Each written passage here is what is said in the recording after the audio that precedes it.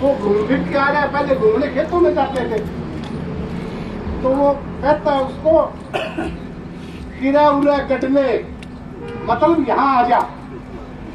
ये मैं हमारी हरियाणवी भाषा बता रहा हूँ आपको, बना रहा है उरा कटने।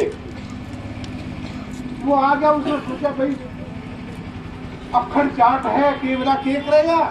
वो डरता डरता उसके पास आया, आके बोला जी राम राम।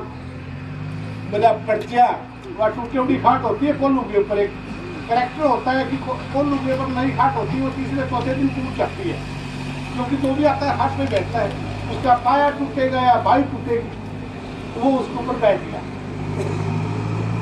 इतनी देर में उसका बेटा आता है दूध लेकर के। उसने वो दूध गर्म किया और उसके अंदर जो है ना रस मिला के उसको मीठा कर दिया। बता ले गिटले पीले, कह रहे उसको बता ले गिटले, सारी रात गल पड़ा ऐसे सीख जाएगा। अब उसकी भावना समझिए और उसकी भाषा समझिए। भाषा के लिहाज से तो उसने जो बोलना था बोल दिया, और उसके मन की भावना देखो कितनी मीठी है कि वो कह रहा है कि तना सारी रात भजन गाए हैं, तेरा गला खराब है, गरम गरम दूध पी ले, तेरा गला सीख जाएगा। उसकी भावना समझिए। तो आप हरियाणा के लोगों की भावना समझना, कोई गलत मत समझ देना, मैं आपसे निवेदन करता हूँ। मैं बैंक मैनेजर भी रहा हूँ। अब मैं मुद्दे की बात पे आता हूँ।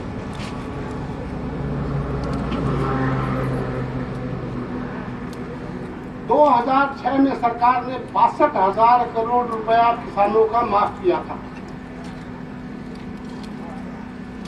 62,000 सिर्फ।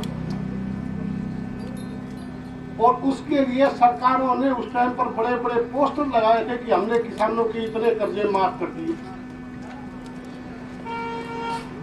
हर साल कई लाख करोड़ रुपए सरकार, जिसका आपको भी पता नहीं होता।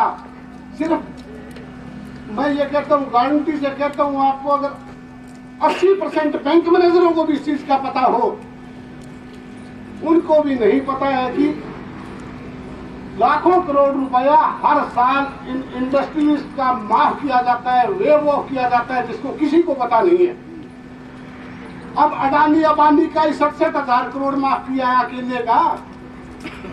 हमारे 65,000 करोड़ के तो इतने गीत गाए, जगह जगह पोस्टर लगाए। अगर कोई जमींदार 5,000 रुपए लेकर के डिफॉल्टर हो गया, उसके तो चौपाल में पोस्टर लगाए। और जो ये करोड़ों रुपए लेके भागे, इनका कहीं कोई जिक्र नहीं। ऐ मेरे भोले किसान, ऐ मेरे अन्नदेवता, उठ जाग। तूने आज अपना हक मांगने के लिए लड़ाई लड़ी है। आज तू पहली बार पांव पे खड़ा हुआ है। अपने नेतृत्व को मत बिकने देना। आप अपने पांव पे सही खड़े हो। मैं देख कर आया हूँ कि दिल्ली को चारों ओर से, या तो मुगल साम्राज्य में चारों ओर से हेर करके राजा सूरजमल उतार कर ले गया था दरवाजा, या अब किसान उतारेंगे लाल किले के दरवाजे। किसान एकता। कई जगह जाते हैं कि ये लड़ाई तो जो है ना किसानों की है, हम क्यों लड़े। कई जगह प्रश्न आते हैं। मगर मेरे भाई, मैं सबसे कह रहा हूं कि ये अकेले किसान की लड़ाई नहीं है। एक घर के एक कसाई ने कबूतर भी पाल रखा था, मुर्गा भी पाल रखा था और बकरा भी पाल रखा था। तो घर के अंदर चूहे तो होते हैं। तो कसाई की घरवाली कहने लगी कि चूहे बहुत हैं, आप एक पिंजरा लेके आओ, सारी रात पता नहीं क्या क्या काटते हैं। वो पिंजरा लेकर के आया। चूहे ने देखा कि भाई पिंजरा आया, और वो पिंजरा सिर्फ तेरे लिए। मगर उसने सोचा कि चल ये कबूतर पाल रखे, इसको बता दे। वो कहने लगा भाई जी पिंजरा आया है। कबूतर बोला भी मेरा क्या, मेरे को क्या मतलब, पिंजरे में जाएगा तो तू जाएगा। कबूतर ने कोई ध्यान नहीं दिया। सुबह वो मुर्गे के पास गया। कि भाई पिंजरा आ गया है। मुर्गा गुटर गुटर करता हुआ बनाओ तेरा की मैनू की मतलब तू अपनी सुन पल्ले बात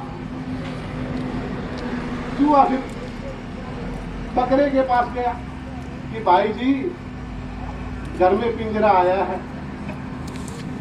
भाग यहाँ से, तेरा क्या मतलब? पिंजरा लगा हुआ है। रात को जो है ना उसमें एक सांप का बच्चा पड़ गया, जब उसने खटक जैसी किया, कसाई की घरवाली थी, उसने पूरी वो आ गया और उसने जो हाथ डाला तो वो सांप ने उसको काट दिया।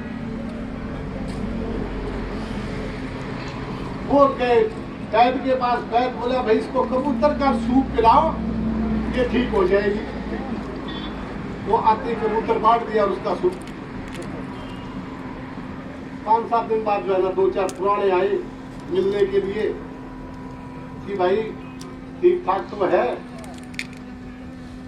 उन्होंने कसाई ने सोचा यार ये आए हैं पता करने आए, कोई बात नहीं आज मुर्गे ने ऊपर दे दिया। शाम में मुर्गा पड़ दिया, कोई बात नहीं। 5-10 दिन और गुजरे, इकट्ठे और आगे कई रिश्तेदार। उस दिन बोला भैया मुर्गी कितना दाम है, बकरे नू बचो, बकरा बच दिता। चूहे ने देखा सारे खत्म, चूहा अपने चल पड़ा। तो भाई बात सुन लो कान खोल के, ये किसान की लड़ाई नहीं है, ये किसान पिंजरे में आने वाला नहीं है। पिंजरे में आएंगे और किसान रहेगा यों का यों।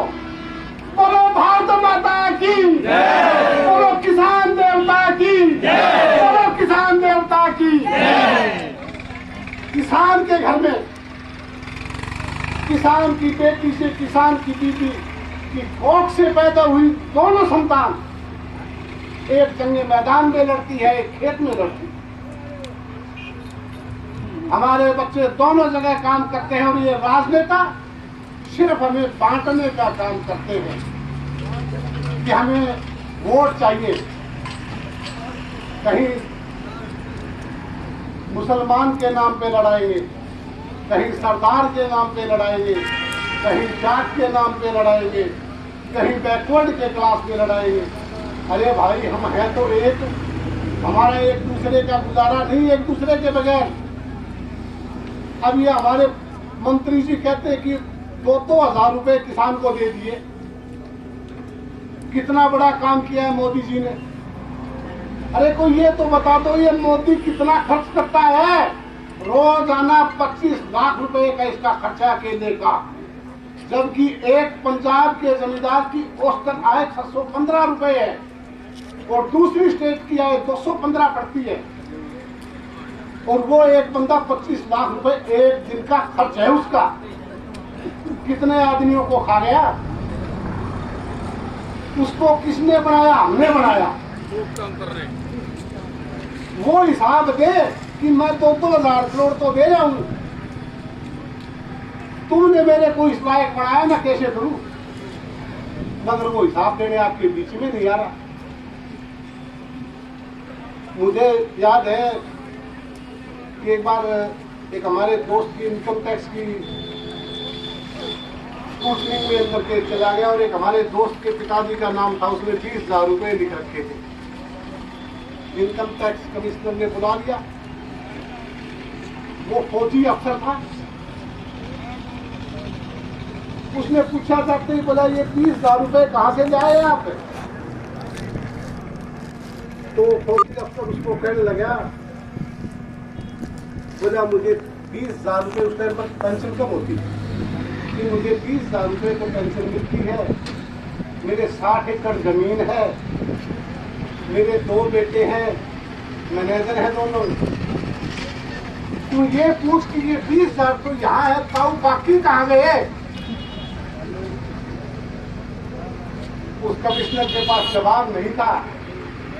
तो इस मोदी सरकार के पास जवाब नहीं है। आप लोग पूछो कि तूने हमारे रुपए कहाँ लुटाए?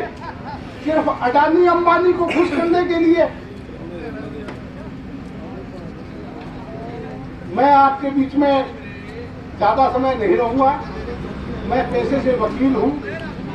हिसार कोर्ट में पीछे जाट आरक्षण में भी हमने जाटों के ऊपर जितने मुकदमे दर्ज हुए या हरियाणा बंद के दौरान जितने भी जिसके मुकदमे बंद हुए, हमारी हिसार बार में सबके मुकदमे फरी लड़े।